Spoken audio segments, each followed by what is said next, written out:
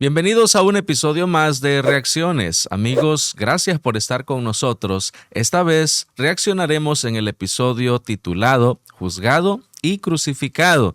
Y te invitamos a que puedas seguirnos todos los lunes en punto de las 7 de la noche por las plataformas oficiales de Asociación Norte de Chiapas en Facebook y YouTube y Adventistas Norte de Chiapas en Spotify. Roberto, buenas noches. ¿Cómo te encuentras en esta ocasión? ¿Qué tal, Carlitos? Me siento bien, contento una vez más de estar aquí en Reacciones, listos para estudiar. Y tenemos la siguiente pregunta para ti. ¿De qué manera ayudas a otros a aceptar el sacrificio de Cristo? Queremos saludarte, queremos saber de ti, queremos que nos compartas allí en la caja de comentarios cuál es el emoji con el que tú reaccionas a esta pregunta y que nos expliques el por qué. Recuerda estar compartiendo la transmisión con tus amigos y familia y también que puedan estar saludando allí en la caja de comentarios. Nosotros estaremos reaccionando junto con ustedes. Les damos la bienvenida a este episodio número 12. Yo soy Roberto. Yo soy Carlos. Y esto es Reacciones.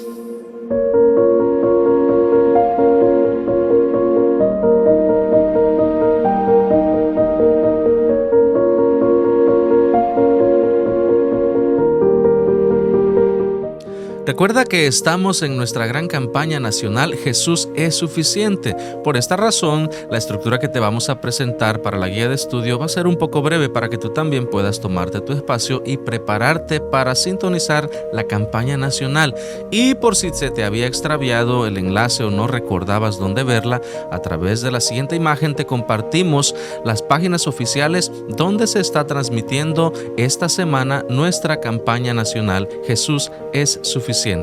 Roberto, una vez más bienvenido y nos encontramos en el episodio número 12 con un título interesante, Juzgado y Crucificado. Aquí estamos en el capítulo número 15 de Marcos, donde se nos presenta, Roberto, algunas cosas interesantes que sucedieron a Jesús. Número 1, su juicio. Número 2, la burla de los soldados. Y también vemos la forma en la que trataron a Jesús en esta forma cuestionada que tenía hacia su persona. Pero también, Roberto, se mencionan algunos términos que conocemos como ironía. ¿Quisieras comentarnos un poquito al respecto? Sí, para compartir una explicación un poco breve y sencilla, la ironía es una figura retórica en donde se expresa que ocurre algo contrario a lo que se espera. Y un pequeño ejemplo podría ser que resulta irónico que un bombero le tenga miedo al fuego, por ejemplo, ¿no? Ahora en el testimonio de Jesús vamos a ver una serie de ironías que al mismo tiempo de que nos producen un malestar y de alguna manera nos hacen sentir el sufrimiento que tuvo Jesús, también esas ironías estaban condenando a quienes las estaban viviendo, ¿no? Correcto, entonces en el contexto bíblico que vamos a estudiar a partir de las siguientes ideas, encontramos un contraste entre la apariencia y la realidad, donde personas y líderes que estaban frente a Jesús no reconocían quién era Él y las consecuencias que esto les iba a ocasionar, Roberto. Y eso nos lleva entonces rápidamente a la segunda idea que queremos compartir con ustedes. ¿Eres tú el rey de los judíos?, le preguntó Poncio Pilato, que era el próculo romano que estaba en la provincia de Galilea, y le hace esta pregunta a Jesús para referirle, porque de alguna manera él no quería comprometerse. Hay un libro que se llama El deseado de todas las gentes, de la autora Ellen White, que menciona que Poncio Pilato era un rey pusilánime, débil, que no se comprometía, quería dejarse llevar por las circunstancias, y en este caso se deja ver que él está pues con dudas acerca de no estaba seguro. De esta situación. Y justo en este contexto suceden dos cosas importantes. La primera es que los judíos no podían quitarle la vida a Jesús, no podían matarlo, porque eso hubiera acarreado problemas políticos y otras serie de circunstancias y situaciones, conflictos que hubieran sido negativas para ellos y sus propios intereses políticos y religiosos. Sin embargo, ellos acusan a Jesús de sedición Y entonces ellos lo que utilizan es que él ha sido blasfemo. ¿Y cómo ha blasfemado? Él ha dicho que es el ungido. Y en el tiempo de Israel a los reyes se les ungía. A los reyes se les solía ungir. Y era una demostración de que Dios aprobaba a ese rey y que el Espíritu Santo estaría sobre él. Y esa es la causa que lleva entonces a los fariseos a condenar a Jesús. Sin embargo, después tenemos a Poncio Pilato, ya allí en el sistema judicial romano.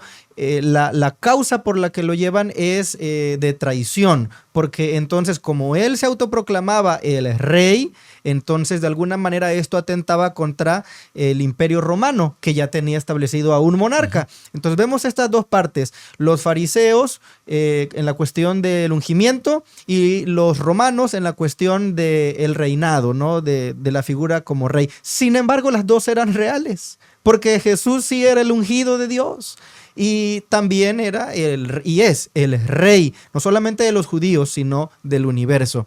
Y en esta cuestión comenzamos a ver esas ironías, porque los fariseos lo condenan por ser el ungido, pero en realidad es el ungido. Los romanos lo llevan a la cruz, a la condena de muerte, por querer ser el rey. Pero en realidad lo era, ¿no? Y aquí empezamos a ver esta serie de ironías. Es justamente donde se ve la ironía, ¿no?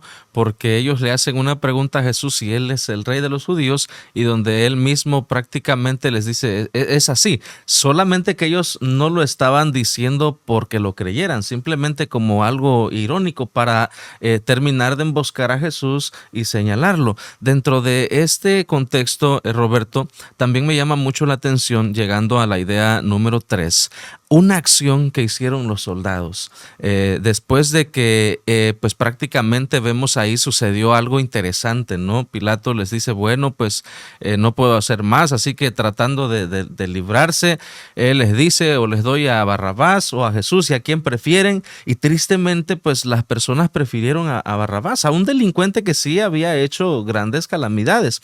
Ahora los soldados toman a Jesús y lo llevan al pretorio, y comienzan a azotarlo, comienzan a castigarlo, y en este contexto me llama la atención, Roberto, que dice la Biblia que ellos lo vistieron de púrpura y comenzaron a adorarlo, y otra vez una ironía, porque comenzaron a hacer una expresión de adoración, salve rey de los judíos, pero no lo hacían con sinceridad, lo hacían de manera irónica. Sí, de manera incluso sarcástica, ¿no? Ellos estaban burlando de Jesús, lo están azotando, y hay algo bien interesante aquí que el autor de la lección nos comenta, que a Jesús lo obligaron, como parte de este ritual sádico y malvado, perverso, que era el castigo de la crucifixión.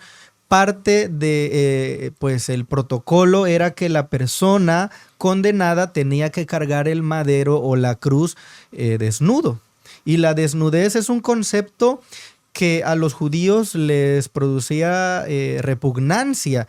Y bíblicamente podemos encontrar en el Antiguo Testamento referencias a que la desnudez, en tanto no se dé en los espacios que Dios ha señalado, ¿no? Por ejemplo, en el contexto de un hombre y una mujer que se entregan en matrimonio, bueno, Dios bendice la desnudez para que se entreguen, pero esto era en la vía pública, y entonces para los judíos era una aberración. Y qué interesante que hemos visto en episodios atrás que a Jesús se le puso un manto de luz. Cuando estuvo en la transfiguración, su humanidad fue recubierta, y ahora su humanidad es expuesta. Él está desnudo y entonces va caminando hacia el monte Calvario, ¿no? Es muy interesante llegar a esta parte, Roberto, porque siento que comenzamos nosotros a entender, a percibir lo que Jesús sufrió por una razón tan grande, que es su amor hacia nosotros. Justamente en este contexto de lo que los soldados hicieron con Jesús, lo escupieron, lo bofetearon, y es ahí donde, Roberto, comenzamos a ver una reseña de todo lo que Jesús enseñó. Si alguien te golpea en una mejilla, ponle la otra, o sea, la humildad de Jesús. Y lo que se cumple lo que dice Isaías, como cordero fue llevado al matadero, enmudeció, dice, y no abrió su boca. Y eso entonces nos lleva también al momento donde se consuma este crimen atroz, este crimen, pues diríamos, de lesa humanidad, porque al matar a Jesús, al condenarlo de manera injusta, toda la humanidad también se estaba condenando a sí misma, aunque el sacrificio de Jesús viene a darnos la liberación. Muchas personas, y aquí me gustaría apuntar esto, muchas veces nosotros decimos que no creemos en la predestinación, porque bíblicamente ese concepto no tiene sustento, no hay un destino ya marcado para ti, sino que se va construyendo, ¿no? Con base en las acciones, en las circunstancias, en decisiones que se toman. Y de pronto entonces a veces nos da la impresión de que Jesús ya estaba predestinado a sufrir lo que sufrió. La realidad es que Jesús tenía visiones del futuro.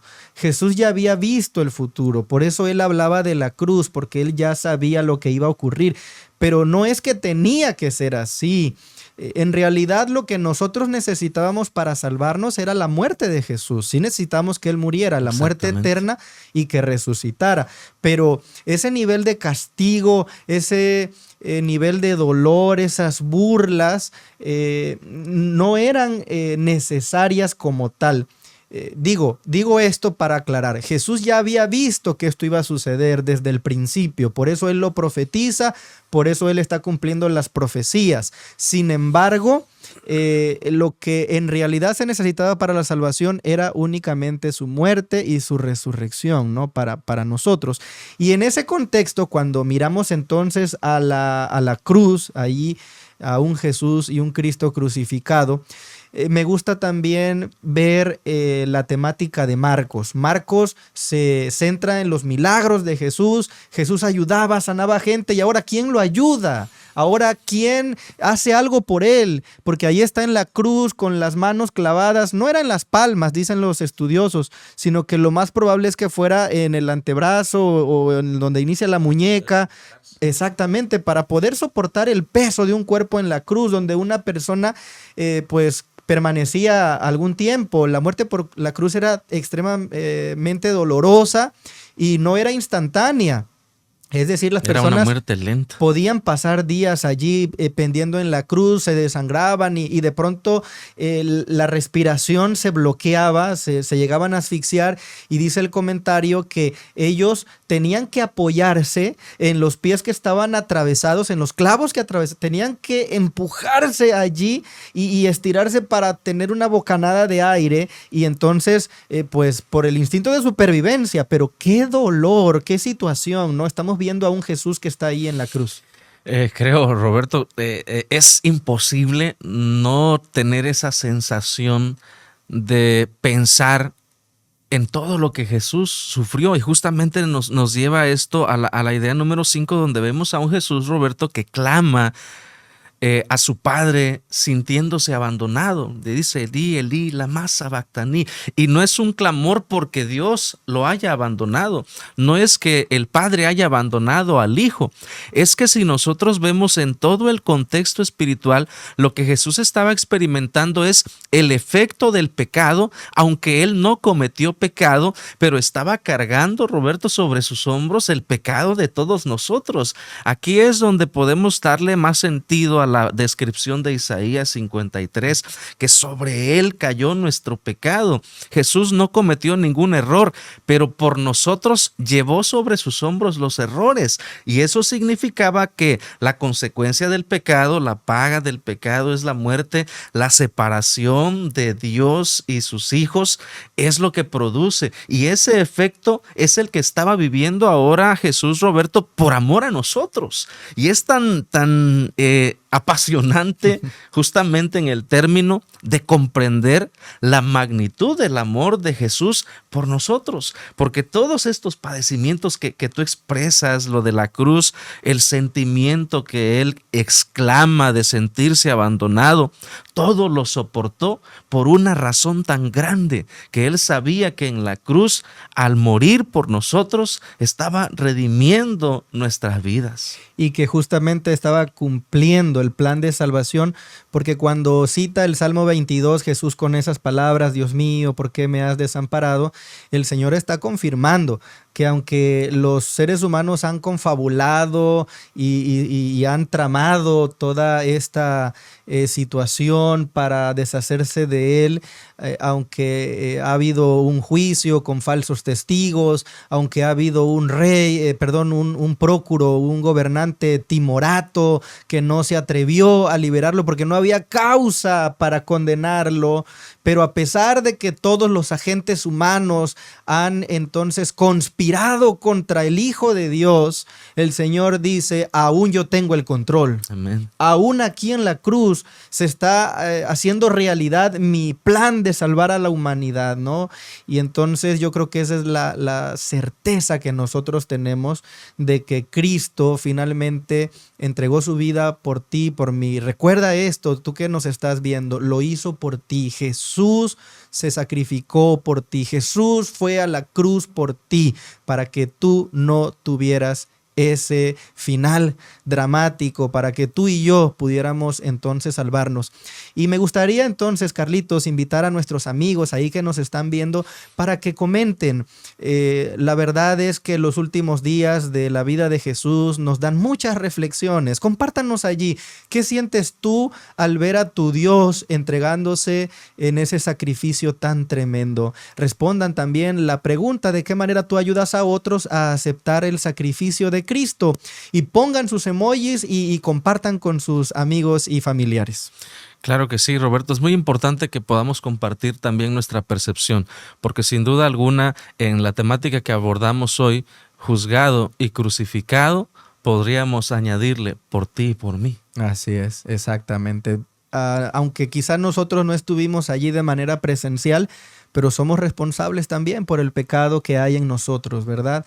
Así que eso también nos alcanza, pero no deberíamos sentir en este contexto una culpa pasiva de encerrarnos como le pasó a Judas, ¿no? De que ya no hay esperanza para mí, no, de poder saber que en Jesús hay esperanza, porque Jesús es suficiente, recuérdalo.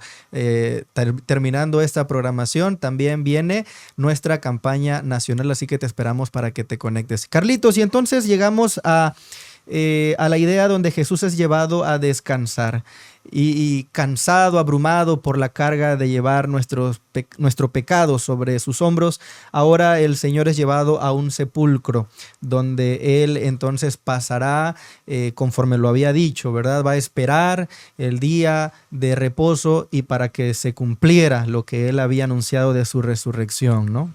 Es correcto, y aquí vemos una imagen interesante, un hombre que había preparado un espacio para su familia que ahora lo cede, y es el lugar, José de Arimatea, donde sepultan ahora a Jesús. Y aún así, a pesar de que él ya estaba muerto, no faltaba todavía la instiga, la ironía de la gente, porque pensaban, bueno, él había dicho que se va a resucitar al tercer día, así que aún así habían expectativas, ¿no? Sí, ellos, aunque podríamos decir, no creían en Jesús, pero tenían temor de que se cumpliera lo que Jesús enseñaba.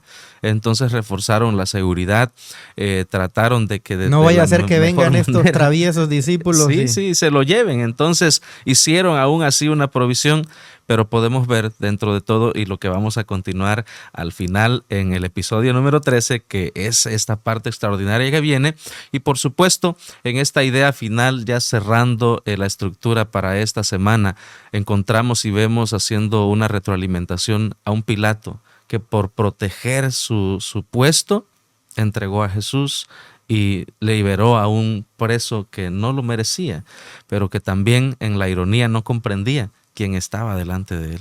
Sí, un final muy dramático también, terrible para este gobernante que por allí los historiadores mencionan que nunca encontró la paz después de haber sido cómplice del asesinato de Jesús, de esta condena.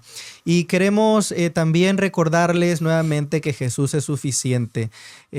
No dejemos de conectarnos a nuestra campaña nacional. Se han hecho esfuerzos en todas las latitudes de nuestro querido México para que todas las personas puedan escuchar acerca de estos mensajes inspiradores y que nos traen esperanza.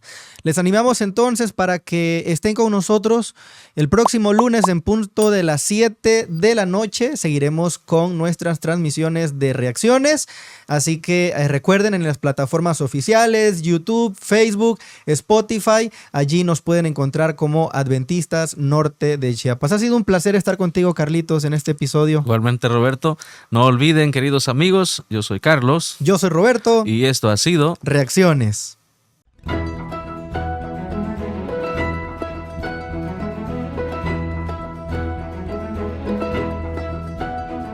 Los grupos pequeños son para unir a la iglesia en favor de los demás. Su formación es idea de Dios y Él es alguien que no puede errar. Los grupos pequeños